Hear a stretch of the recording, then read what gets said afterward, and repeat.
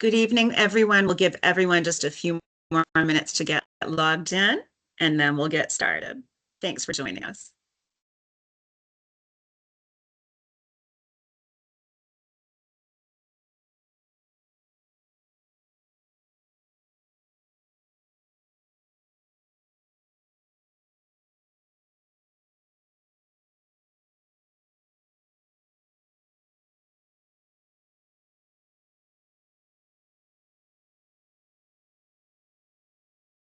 All right, let's get started. My name is Irene Moore Davis. I'm here on behalf of the Amherstburg Freedom Museum and so happy to welcome all of you to the latest in our virtual Black History series. Today's event is particularly spectacular from our point of view, a virtual book launch for Cheryl Thompson's newest work, Staging Blackface in Canada, which was released just last week by Wilfrid Laurier University Press. I want to begin with our land acknowledgement. This virtual event is being hosted on the traditional territory of the Three Fires Confederacy of First Nations, the Ojibwa, the Odawa, and the Potawatomi peoples, and of the Huron-Wendat-Wyandot peoples. We recognize the land as an expression of gratitude to those whose traditional territory we reside on, and a way of honoring the Indigenous people who have been living and thriving on the land since time immemorial. We value the significant historical and contemporary contributions of local and regional First Nations and of all the original peoples of Turtle Island. And we recognize that a land acknowledgement is only the beginning of the process of reconciliation and not merely the end. We have much more work to do. So we commit ourselves to continue working in solidarity with the original peoples to care for the land, the water, all living creatures, and one another. We also acknowledge that we are hosting this event from a region where generations of people of African descent have lived, labored, gathered, contributed, and worked together towards a more just and equitable society. Founded in 1975, the Amherstburg Freedom Museum specializes in telling the stories of African Canadians' journeys and contributions. We preserve stories and present artifacts that educate and inspire. And we're dedicated, as always, to sharing this Black history for universal inspiration. Before tonight's event, some housekeeping notes. Today's event will feature a conversation with the amazing Dr. Cheryl Thompson regarding her latest book. At the end, there will be time for audience Q&A. You may use the chat function to pose your questions at that time. If you're interested in purchasing the book, a discount code is available for a limited time. You would enter the code SBIC30, that's all uppercase. SBIC is short for Staging Blackface in Canada. So SBIC30 is the discount code that you would enter at the checkout phase when ordering from either the US or the Canadian publisher's site. And we will post those sites, the links in the chat so that you can find it easily. In fact, I'll do that now. I would also like to offer that we will be hearing first from Dr. Thompson with an excerpt from her book, her latest book, and then I will engage her in some questions, and then again, we'll give you an opportunity to ask your questions. We may not get to all of them, but we'll get to as many as we can within the hour. So about Dr. Cheryl Thompson. Cheryl Thompson lives in Toronto and is the author of Canada and the Blackface Atlantic, Performing Slavery, Conflict, and Freedom, 1812 to 1897, as well as Uncle, Race, Nostalgia, and the Politics of Loyalty, and Beauty in a Box, Detangling the Roots of Canada's Black Beauty Culture. She holds a PhD in Communication Studies from McGill University. And because we are a museum located here in Essex County, Ontario, with so many connections to our local university, it's also important to us to note that she is indeed a graduate of the University of Windsor as well. Go Lancers. Dr. Thompson is an associate professor in performance at Toronto Metropolitan University and currently director of Black Creative Lab, including MOBA Projects, which is a digital mapping of Black archival collections across Ontario, and BREC, a collection and database that catalogs Blackface as performance and Black communities' resistance to it across time and space. In 2021, among many other honors, Dr. Thompson was named to the Royal Society of Canada's College of New Scholars, Artists, and Scientists. And in 2024, she was awarded a Canada Research Chair in Black Expressive Culture and Creativity. So now let's welcome Dr. Cheryl Thompson. Dr. Thompson, this is an opportunity to read from your work. Okay, yes, thank you so much, Irene. And I don't know if you want to spotlight my camera for that, because right now I'm with the gallery. Okay. I don't know if I need to change my view, but All right, I will work on that. okay. Okay, so I thought I would read, for those of you who don't yet have the book, I thought I would read a passage that will help you make sense of the book cover, more so than a passage that would situate Canada. Because some of you might have looked at the book cover and maybe you might have recoiled a bit, thinking, oh, this is a book about blackface and you have Black people on the cover? I don't understand. What is she trying to say? And so I thought what I would do is read something so that you could gain deeper understanding about what the cover. So this is a passage from chapter 2, and it's beginning on page 90. And the subtitle for this passage is called Black Performance in a Time of Racial Terror.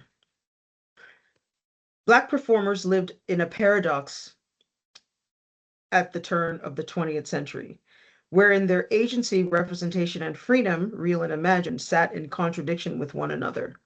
Wearing the coon mask was something many unquestionably knew was holding back their collective progress, but they also must have realized that, quote, they lived a conflicting double consciousness where desire and demands were often at odds. The concept of double consciousness, as coined by Pan-Africanist intellectual W.E.B. Du Bois, was and remains the sense of seeing oneself through a refracted lens, projected onto the panorama of public culture. As Black performances became fodder for theatrical reviewers, who were part of a new class of newspaper journalists whereby the construction of idiosyncratic style or personality was crucial to establishing one's authority as an independent critic, the professional reviewer played a significant role in shaping theatergoers' expectations regarding Black vaudeville. As Karen Sotiropoulos writes, quote, more than simply performance reviewers, these critics fully participated in the performance world, both socially and professionally. By comparison, white reviewers were rarely able to see beyond the stage types to recognize the Black performer as actor. In her examination of Black vaudevillians, Daphne Brooks argues further that Black characters retained, quote, social, political, and economic freedom, end quote, but which could, quote, only be realized through mimetic rehearsals of American and European imperialism and colonialism, end quote. While Black vaudeville ushered in new forms of impersonation as stage convention, such as the African king and queen, Jana Brown notes that, quote, some Black companies adopted conventions of ethnic impersonation that typified the US vaudeville stage, end quote, which were created by Irish, Jewish, and Italian players. As discussed in chapter 4, such acts reflected the tensions and contradictions around class and cultural belonging for these new immigrant groups. But for all Black companies, the buffoonery or cooning and the highfalutin comic attitude of the cakewalk functioned as shields that warded off the omniscient gaze of the vigilant white supremacists who scorned at the very idea of Black liberation, but who paradoxically relished in the humor and tomfoolery of vaudeville. If the Black man was the comic fool, he posed no physical harm, and his lack of supposed intellect also made him inherently unfit for citizenship. While Black Americans did not have an immigrant story, many shared a common migration story, having moved from the South to the North in search of a new life after the Reconstruction period ended abruptly in the late 1870s. However, these Black Southerners found themselves living in the North under a different kind of Jim Crow, the name given to segregation post-Plessy, that's Plessy v. Ferguson, system that included geographic forms of racism. At the same time, the rhetoric and ideology of the new Negro resonated with Black leaders who sought to construct a different ideology and identity for Black men beyond the coonery of the stage. The idea of being able to construct a new identity through migration became a powerful symbol of progress that impacted Black perceptions of relocating to the North for a life in the theater. In Dunbar's The Sport of the Gods, 1902, for example, a young Black woman named Kit wants to sing on the popular stage when she arrives in New York from the rural South. After auditioning, Kit returns home to tell her mother the good news, only to hear her mother express concern about theater people and their morals. In response, Kit reassures her mother that, quote, nowadays everybody thinks stage people respectable up here, end quote. As Soteropoulos explains further, quote, the Black professional class did not shun commercial amusements, but neither did they entirely embrace the new public culture. Rather, they monitored Black participation in public amusements, adapting some of the new cultural styles and censoring others, end quote. Alan Locke, one of the founders of the New Negro movement and later editor of The New Negro, an anthology of fiction, poetry, and essays on Black American art and literature, was one of the loudest voices on the question of whether social, political, and artistic change was key to the new Negro's championing and defending of civil rights. He was, however, also concerned with the commercialization of the Negro actor and the Negro drama, noting in 1922 that the stock playwrights and actors must be cultivated beyond, quote, the demand and standards of the marketplace, end quote, and quote, the exploitation and ruthlessness of the commercial theater in the protected housing of the art theater, end quote. When Black vaudeville emerged, it helped to construct alternative worlds of Black pleasure and frolic. And as Josephine Lee notes, this new generation of Black performing artists, quote, would turn to Oriental characterizations and themes in order not only to showcase their artistic skills and escape minstrel caricature, but also to imagine different modes of Black expression and action. Even as these shows incorporated minstrel repertoire like blackface and coon songs, they were antidotes to the threat of white violence and lynching, as well as the rhetoric that Black bodies were not suited for modern milieus. Importantly, before Black performers could step onto the North American stages outside of the minstrel show, Oriental plays and operas set in and around Africa helped to prime audiences for settings not of the Southern plantation.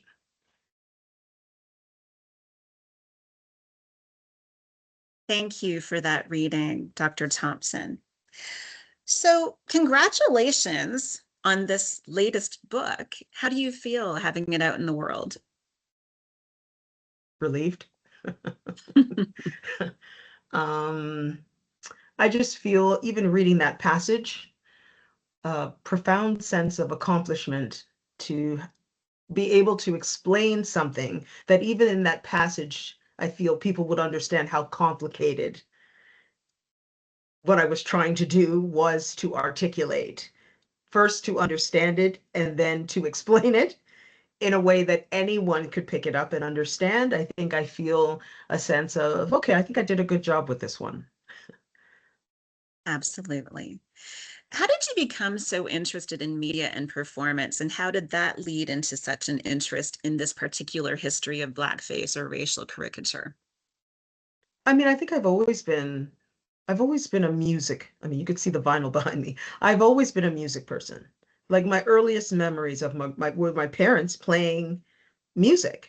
My mother actually doesn't realize this, but she was probably my biggest influence because she would get up for work and turn the radio on, and then she would just leave it on. So, as kids, we'd be sleeping and hearing music while we slept. And then when we woke up, like music was just a constant running theme.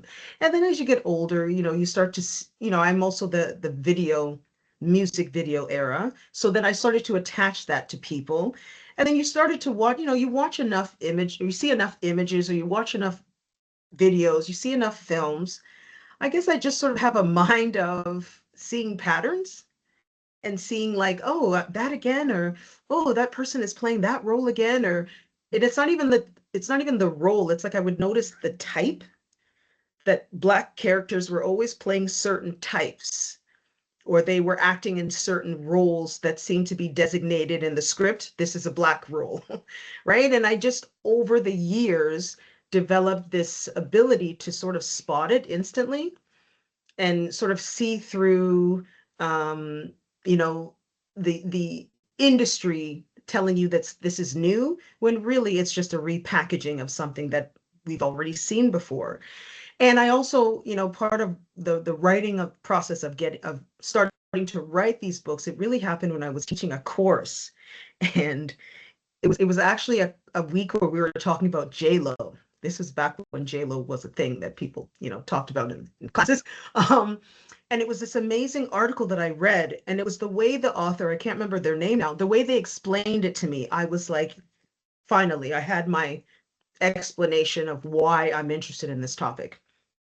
The author was essentially saying the same thing of Latinx women, like the role, the Latina, like the hot Latina.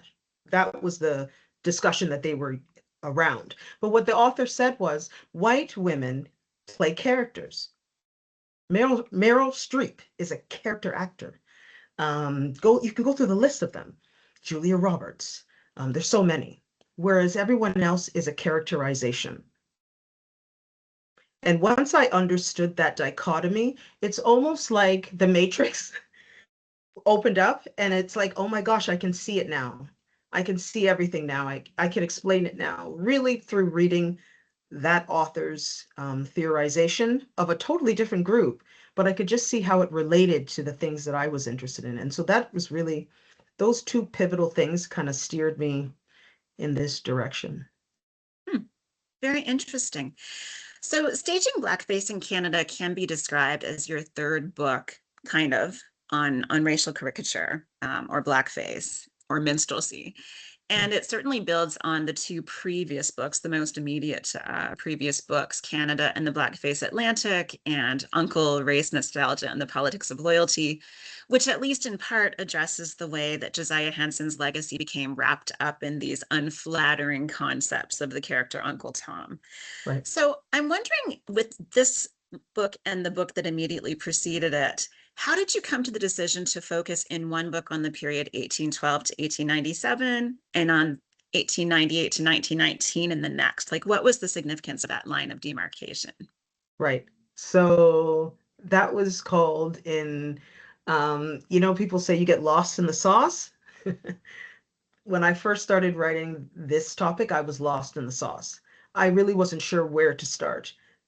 I could go back to Plato's cave if I really wanted to, really, right? It's like I was caught up in Renaissance era theater, Shakespearean theater, and all the different performative styles out of Europe, and then thinking about African performative styles of dance and rhythm. And the Middle Passage, honestly, it was like, oh my goodness, where do I enter? So I thought, okay, well, this is a book. I'm trying to center Canada into this topic. And there's no better way to center Canada than to start with the War of 1812. Everyone will recognize 1812 as something that speaks to a Canadian narrative. And when I started to read more deeply, I realized, oh, actually, the minstrel show is connected to the War of 1812 because there were songs that were played during that battle that were interconnected with minstrel shows. So and what I learned in writing all of these books is every war comes with songs. Every battle, there's music to entertain the troops. Today, it's a much more complicated notion of war and entertainment.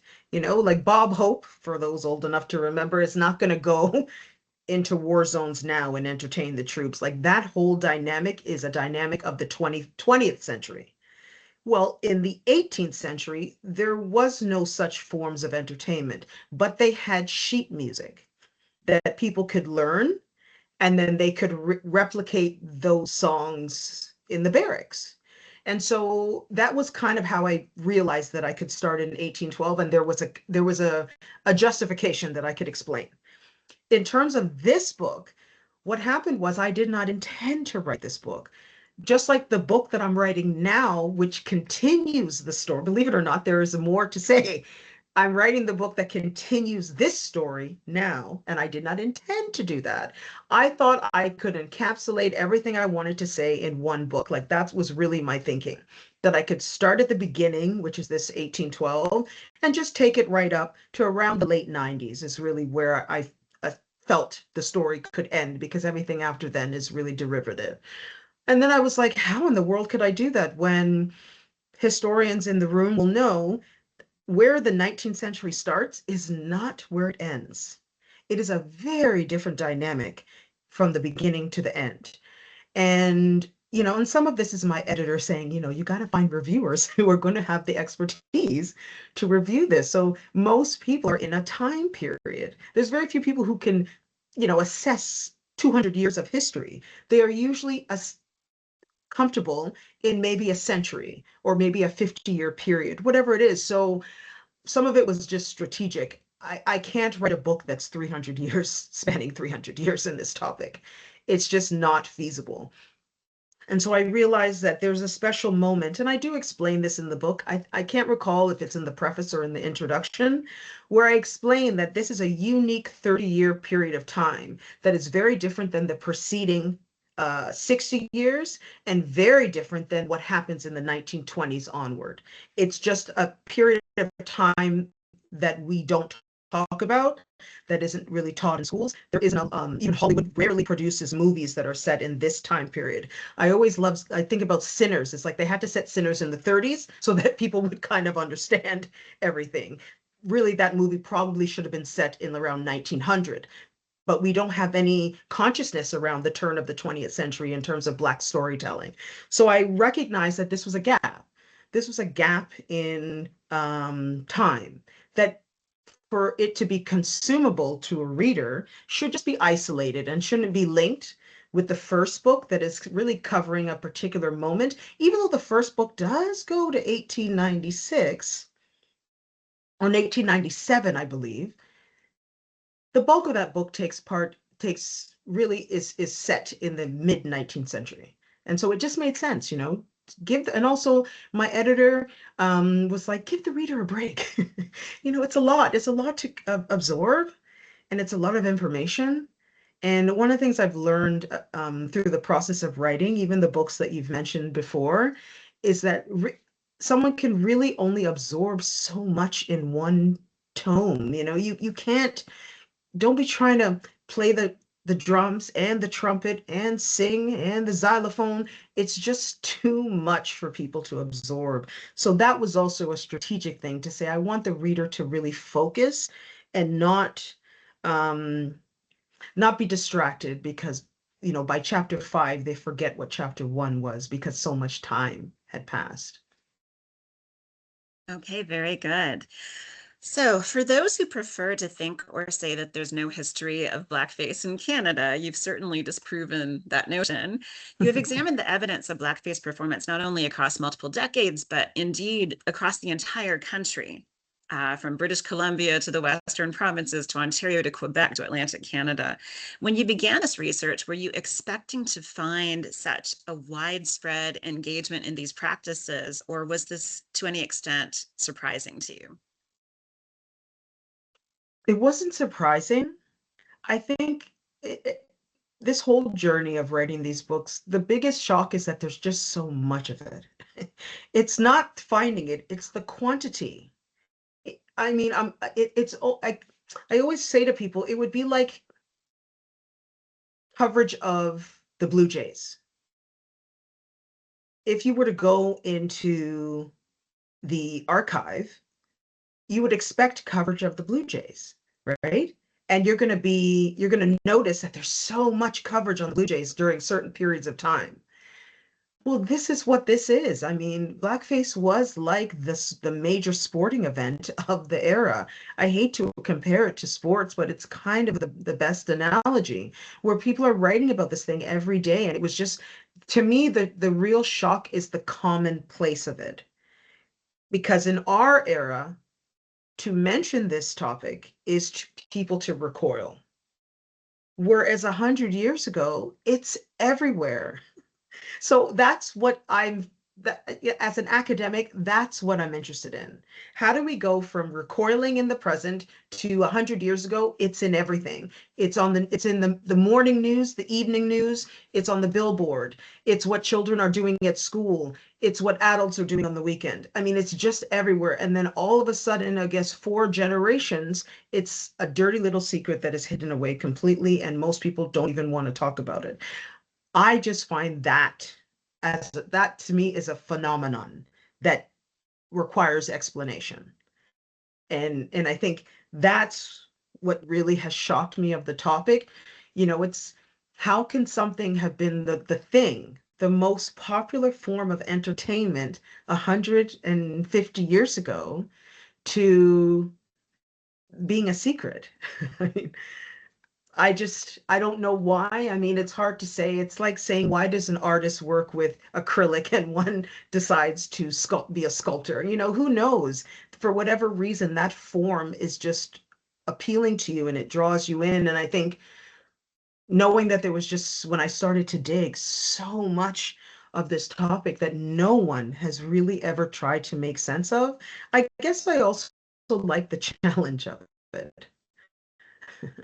Right? So outside of the surprise of finding so much, it's challenging. Like, this has been the most challenging topic to write about in my career so far. And that really brings me to my next question. I mean, this has to be very difficult material to handle, and you've dealt with so much of it. I know you looked at thousands of news clippings and sheet music and advertisements and all kinds of depictions of racial caricature in our Canadian history. If you're willing to share this, what kind of self-care practices do you engage in to keep handling that? Yeah, absolutely. No, I get that question a lot, actually. And it was only recently where I had been counting, like keeping a catalog of the numbers, but I had been separating things in terms of ads and editorials. And then someone wrote something about one of the books, and they tallied it up to over 1,100. I'm like, oh my goodness. Like, over 1,100 newspaper clippings, 600 images, whatever the totals are. And I don't know. I think it's like asking a surgeon, how do you deal with the blood? Hmm. They are obviously built with some kind of countenance that allows them to open up the cavity of someone's body and be completely unaffected by it. And in doing this work, I think I've realized that I have an ability to look at really grotesque, offensive things that would be very harmful, hurtful to people. And I have no reaction to it because, one, I didn't create it. And two, it's actually telling me more about the creators of that content than it is the victims of that content. Right. So I've always somehow in the work been able to create a distance where I do this work, but it also helps that when I close my laptop, I don't think about what's on my laptop. Like, I have very clear lines of demarcation in terms of my work. One, I don't work in any place other than my desk. You will never catch me at my kitchen table. Oh, let me look up another image. I don't do that. I don't bring this work into any other room other than the working room, is what I'm saying to you. I leave it there. That's one. And two, I take a lot of breaks. So when I get through a long passage of writing, like for the third book, I've kind of already written a semblance of a first chapter. I have to still work on it. I've taken a break. Like, I finished that about a week ago, and I'm just like, I'm not even thinking about it. I'm thinking about other things and other things I have to do. And then I get back to it again. And when I get back to it again, it's hard to explain. I mean, I used to be an athlete in a former life, and if anyone in here is an athlete or knows athletes, there's a certain intensity to being an athlete. It's a very intense thing to do, right? And when you're in the game, it is so intense. And then when the game is over, you're like, where you guys want to go get something to eat? Like, you just shake it off. Like it's not.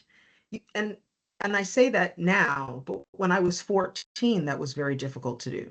You go home, if you lost and you didn't perform well, you're thinking about it, you're so upset, you're down. And in fact, I can bring this analogy in. I remember when I first I got a scholarship and I was playing soccer in the US. And I remember the first game, like we lost. I was completely devastated. I mean, I was almost like you couldn't console me. I was just so distraught. And one of my teammates was like, girl, you got to get together. We got like 30 games left in the season. Like, how are you going to get through the season if every loss you're completely torn up about it? And I'm like, well, how do you do that? She's like, move on. It's over. And it sounds so simple, but to be very honest with you, that was 20 years ago, and I still remember those words, and it's kind of what I live with. You're looking at something in the day, it's very intense, you're looking at a lot of images, it's a lot of information, but when it's over, move on. Don't take that into your personal life. And so I think I've just developed, again, those kind of expert skills of detachment. Why I could say this and smile, and people are like, why is she so happy writing about blackface? I'm not, believe me, it's not the topic that I'm happy about, but I've also learned in writing about this topic, I see my role as not to judge history. I'm here to explain it to contemporary people so that they have a deeper understanding of, to be honest, why we're here. Why are we still having so many racial issues in our contemporary world? I sort of see the work that I'm doing shedding light on the origin story. And so that just brings a certain purpose, right? And if you're doing work that you feel has a purpose, it kind of helps you overlook some of the really grotesque things that I've had to, I would say more so than the images, it's the things I've had to read. And even in the second book, the whole section on lynching, that was very difficult. Like I had to take breaks when I would read the detailed descriptions that they would put in the newspaper. I mean, I'm not going to lie, that was the tough, of all the writing I've ever done, those were the toughest days to read some of those descriptions that were, I mean, when you read the book, you might have to pause too, because I made a specific, I was intentional that I did not paraphrase a lot of those clippings. I just verbatim, this is what was reported. Because I think when you sanitize such a traumatic history, people then don't think it was as bad. It's not as bad as they keep saying it. No, when you read some of those stories, it's worse than you actually might have thought it was. So that work was tough. I won't sugarcoat that. Those were some tough days doing that chapter. Thank you for the sort of advice that you've shared for all of us who deal with difficult aspects of history or research. That's very helpful. And you've started to touch on something that brings us to our next question. I mean, why is it important for the average Canadian today to know that this history exists in our country? Because I mean, just read the news. Look how Black children in schools are being called the N-word. You have teachers who are denying that Black people even are worth anything, right? People talking about, oh, Black people, all they can do is be criminals. Like there's all these really outlandish things that leaders in their position are saying. And you think to yourself, man, you need to read. Give me their address. Anytime I put this out to anyone here, anytime you hear someone saying something really ignorant, please give me their address and I will send them the book. I would love to do that because it's clear that they're ignorant to what they don't know. My father always used to say, a man is a fool to what he doesn't know. And we're living in those days where so many people are in positions of authority and they are using their position to, spread information that is just not rooted in facts. And then they hide behind freedom of speech. Oh, it's freedom of speech and all those things. And so for me, it was just really important, I think, to write a lot of the work that I'm doing. It's really important to say, I know we think we're in modern times, computers, AI is here. They say AI is the future. And I'm like, well, I would hope that the future is having clearer understandings of the past. Because from where I sit, there is a lot of delusion about how we even got to where we are today, right? And I think, especially as it relates to the topics that I'm writing about in this book, really the entertainment industry, right? Like theories of performance, or thinking about Black people as performers. Or, Dave Chappelle many years ago had a joke, if you're in high school and you want to be something and you're Black in an inner city high school, well, you better start playing basketball or running track, because how else are you going to get out of your situation? And everybody thought that was so funny, but really that's a sociological examination of reality. For many Black people in North America, how are you going to get out of your situation unless you entertain? That was really what he was getting at. And I think that's why I write these books, because when you understand histories of the entertainment world, you actually understand the complex um, layers for which Black people have to navigate, even if you're not in that world, right? This idea of always, I mean, anyone who's on Instagram and you follow any Black content creators, especially Black women, they talk a lot about this idea of always having to perform at work, or you're performing here, or putting on here, or having to act like this here. Those are not contemporary states of being. Those go back to the 19th century, the 18th century. There's an author who I can't remember now was talking about, well, if you really wanted to get into it, the Middle Passage was the first theater for Black people to survive. Okay. So, if you think about it, and then you think of the burden on a particular group of people of African descent, 400 plus years of having to kind of perform a self. What are the, just think of the ramifications of that. It means you might not feel free at your place of work. You might not feel like you can fully show up as yourself. You might not feel as if people are always going to understand you. And I think I'm writing these books so that people can understand that reality, that those feelings are not feelings of 2026. Those are multi-generational realities of being Black in the Atlantic world. And so what that means is every generation has had to sort of maneuver in spaces where they don't feel that they can fully show up. You know, just a sidebar to go back to the cover of the book. I chose this cover for the book. What I love, just a quick shout out to Wilfrid Laurier University Press, because they always, the book cover is always a negotiation and a conversation. And I just love that I have an input in my work, that it's not someone who's just telling me, well, this is the cover. But I chose this cover because, you know, those are three performers from left to right: George Walker, Ada Overton Walker, his wife, and Bert Williams, who are actually, that scene is from In Dahomey, which was a musical from, I believe, 1902 or three, that was essentially about Dahomey, which we now know from The Woman King, which was also a lot of fabrication.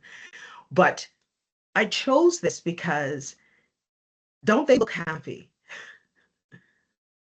And it's the contradiction of, what does it mean when a Black person is always, the imposition is that we always have to be happy.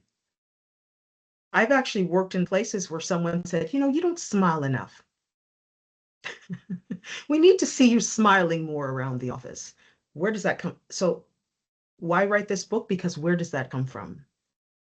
Right? And how can we explain these contemporary pressures that many Black people still face to be happy, or to not be too critical, right? Especially Black women, we have that burden of, oh, you always have something negative to say.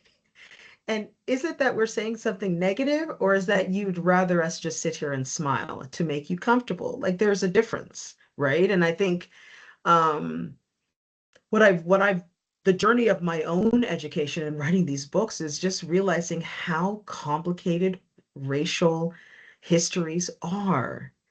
They're complicated.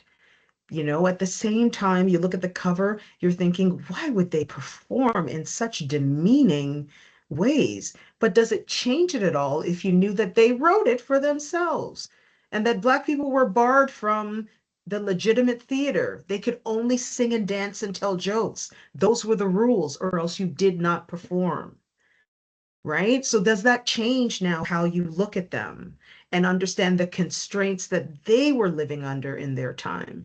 And I hope when people reading this book, they will think, what are the constraints of our time? Because we're not under the same constraints of 120 years ago, right? We have constraints, but it's not what they had. Through reading this book, can you think deeply or more thoughtfully about, well, how are we constrained today? I don't have any answers, but I would bet you that if you read the book, you'll start to maybe see some parallels and think, oh, wow, some things have changed a lot, but maybe some things haven't changed as much as we think they have.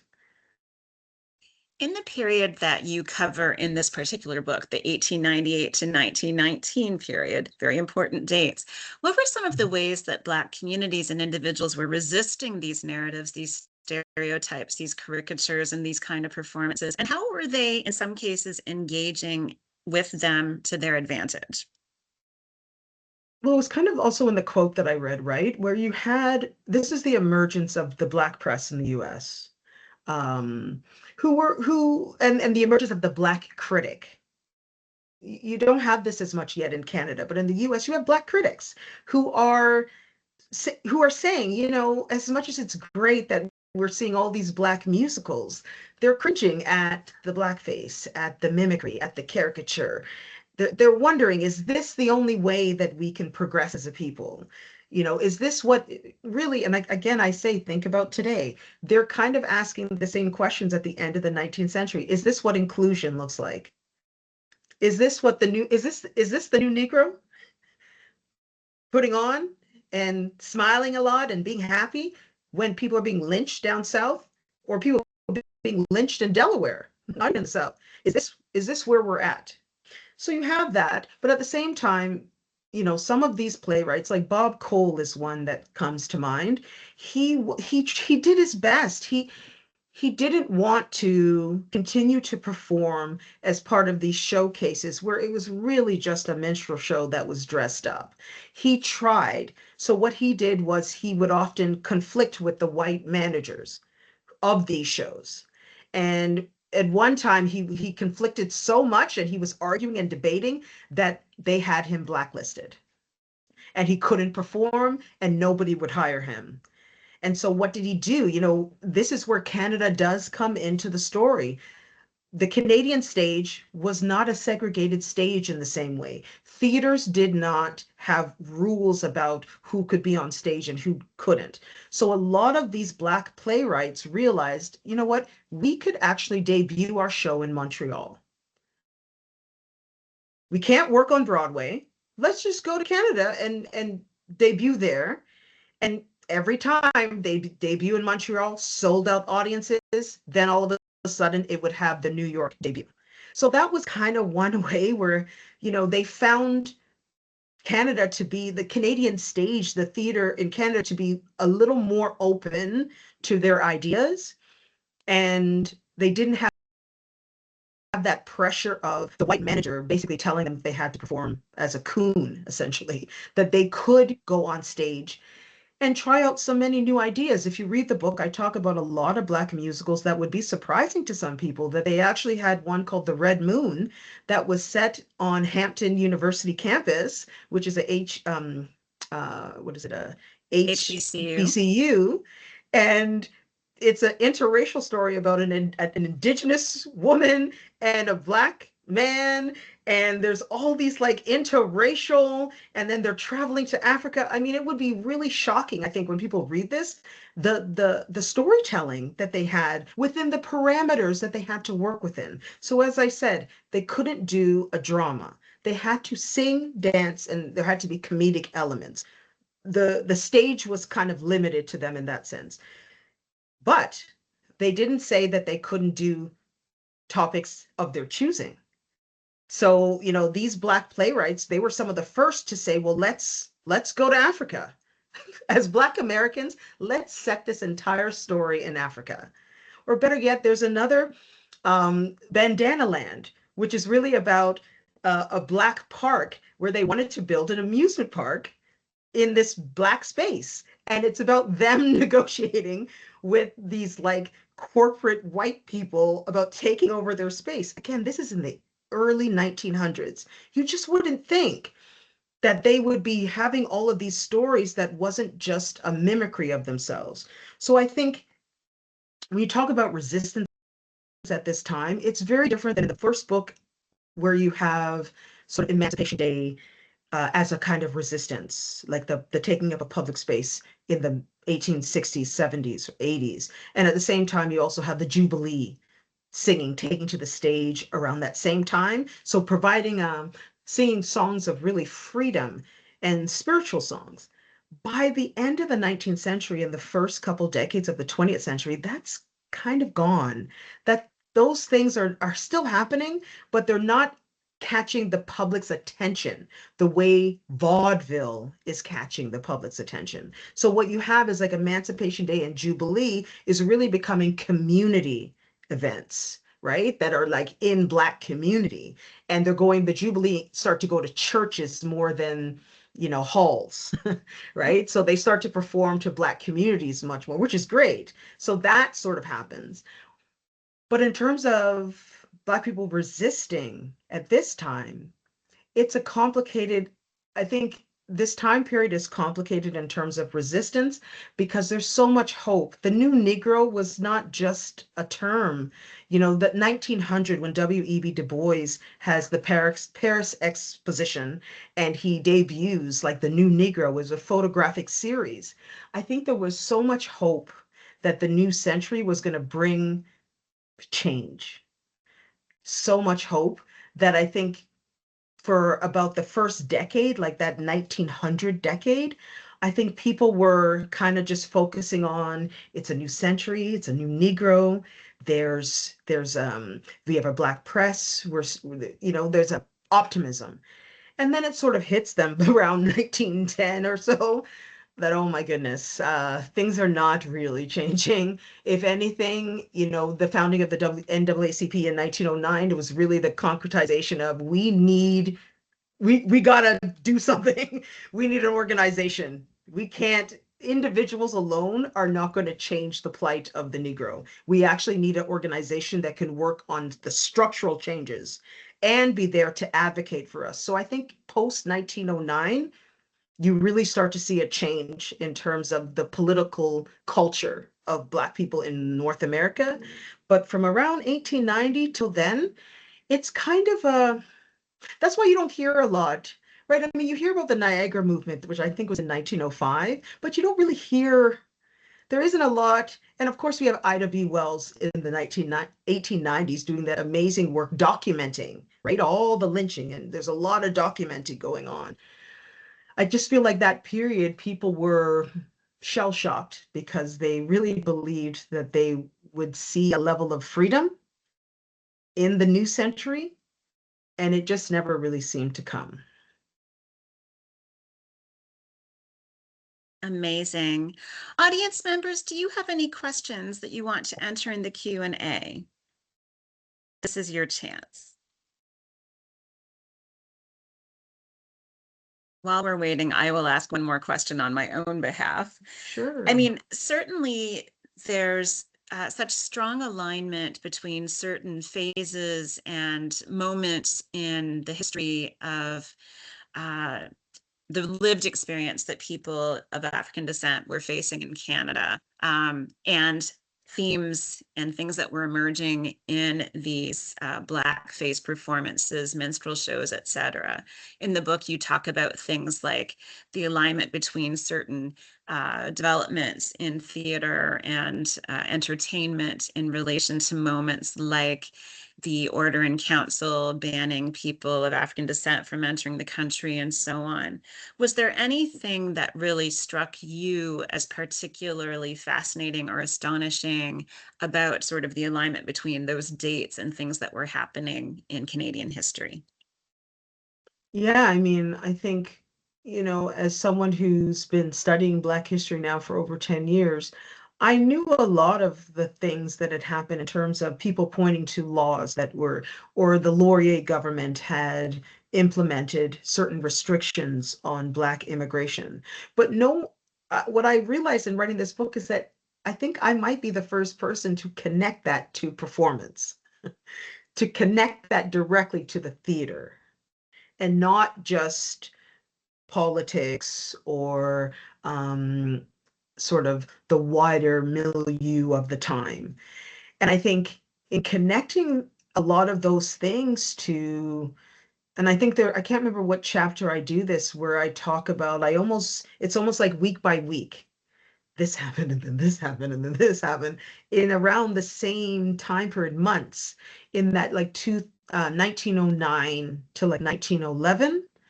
1911 is a very pivotal, those are pivotal 3 years where there's a lot of anti-Blackness in our laws.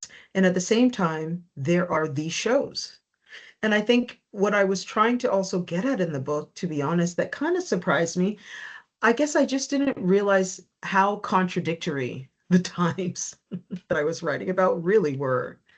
They don't make any sense. Like Mhm. they when people say, oh, of today's era, we've never lived in such times. I'm thinking, oh my goodness, read my book, please. When you read this book, you will have such an appreciation that you don't live in such contradictory times. Imagine a Black person in this era. You don't know yourself. You can't know yourself because you're not allowed to know yourself. Mhm. You're not given the freedom to be you, because being you could mean death. Like, that is not hyperbole. Read the book. So that means you have to pretend to be someone that you're really not. But then at the same time, this is where it's contradictory. Mhm. In that pretense, you left us with things that are real, that are the fragments of you that we now have to take and make sense of. For example, the career of Bert Williams. We will never know who Bert Williams really was. We'll just never know. We only have all those images and the few descriptions of his performances. And there's like one or two interviews that I quote in the book, but we don't know if Bert Williams was just making it up every day of his life. No clue. And I have, that's the kind of thing that is you have to just live with, Yeah. that you'll never be able to access what was real of these people, only what they left us, which is very real. And for those of us in and around Amherstburg, we're certainly very conscious of the impact and influence that Bert Williams had on our very own Shelton Brooks, and Yes. how very closely connected their careers were. And it really leads to questions about what Shelton Brooks' lived experience was like in the vaudeville profession. We have some Yes. questions in the chat, so I'm going to head there. Thank you, Dr. Thompson, for all your work. I'm looking forward to digging into the book. Yes, absolutely. Is there anything that you noticed in Black art from this time that we would be smart to apply to the work Black artists are creating today, particularly in Canada? I mean, I just have one word: resilience. These people, these people were built of something. And it, to be honest, it killed them because they didn't have an antidote. They only kept going and working, and they didn't have any self-care practices.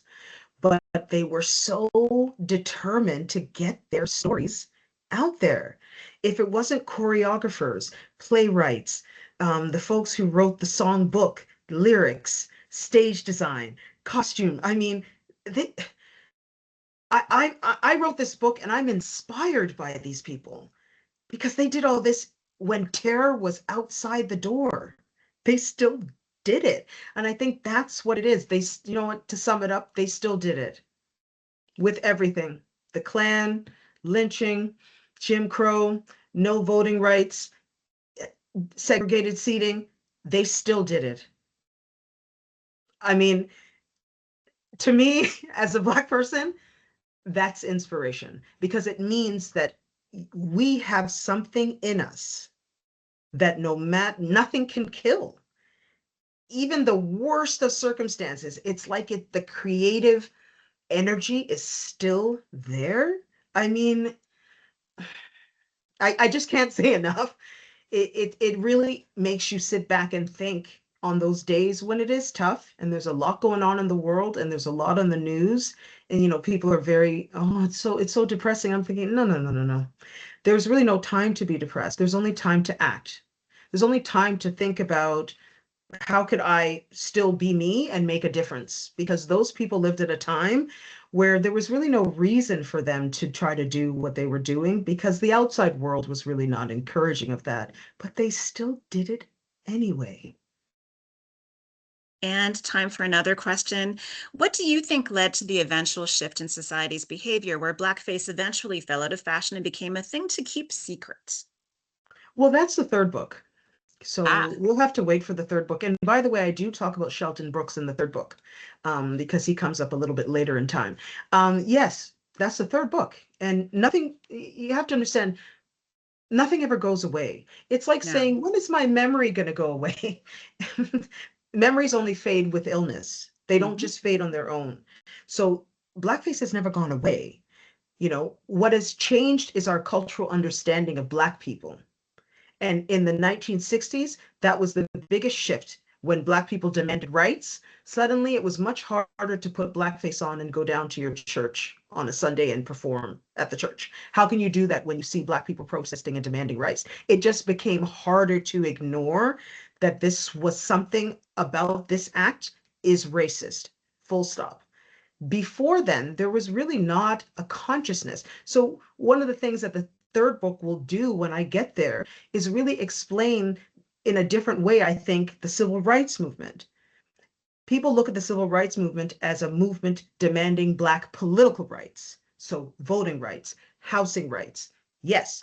But for me, the lasting impact of the civil rights movement was the expression of Black people as humans, not as caricatures. That was the first time in modern history that Black people demanded that the world see them as humans, not an Uncle Tom, not an old Sambo, not Uncle Joe, not Aunt Jemima, but an actual person who was on the streets demanding rights. No one had ever seen that before in that fashion. So what the civil rights movement did is that it kind of created a real contradiction that never existed in people who had performed that before. So in the argument of my third book is that's what pushed it underground. Because now if you're still doing this, you really have to keep it a secret because in the public domain, Black people are people now. How could you mimic a person? You can only mimic that which you don't see as you see yourself. And so the third book, wait for it because I'm going to get it. I'll be the first person to really deconstruct Justin Trudeau because that has never really been deconstructed for what it was, which was a person in the year 2000 really doing something that originated in the mid 19th century. And most people never thought about that. That picture of him was from Aladdin. Aladdin is from the mid 19th century. So why was he performing in 2000 as if he was in the 19th century? That's really the question of that entire thing that just went over people's heads as they focused on, well, that's racist. So wait for it, is what I could say to you. Stay tuned. That's exciting. And our final question of the night, what do you think is the best response to non-Black people who dress in blackface, then claim ignorance about it being a racist trope? I think the best response to that person is Cheryl Thompson has written 2 books on this topic that you could order at Wilfrid Laurier University Press, or if you'd like on Amazon, Indigo, or any other bookseller. So you need to read. Like the best response is to tell them that you need to read because what you're doing is ignorant. Full stop. Like there's really nothing else to say. Don't get into an argument. Don't tell them what they need to know. Tell them to just read and discover for themselves, because if they were to do that, they would know that what they're doing is really a mirror reflection of their ignorance. It has nothing to do with the Black person that they're trying to mimic. Amen. Thank you once again to Dr. Cheryl Thompson, author of Staging Blackface in Canada, for joining us today for this most interesting discussion. And thanks to all of you for joining us as well. We certainly appreciate your participation today. And once again, if you're interested in purchasing the book, a discount code is available on a limited basis for a limited time. So you can visit the Wilfrid Laurier University Press website in Canada or the indiepubs.com website in the US and enter the code, all in uppercase letters, SBIC 30, to receive a discount upon checkout. A recording of this virtual launch event will be available on the Amherstburg Freedom Museum YouTube channel within 24 hours. And while you're there, feel free to view any of the other incredible material from past virtual Black History presentations we've hosted in this series. There's a lot of great content available. And of course, we encourage you to follow the Amherstburg Freedom Museum on all of our social media channels, as well as at amherstburgfreedom.org, where you can discover our digital collections, learn more about how to get involved, and find more information about how to visit the museum. Thanks again, everyone, for joining us, and have a wonderful evening.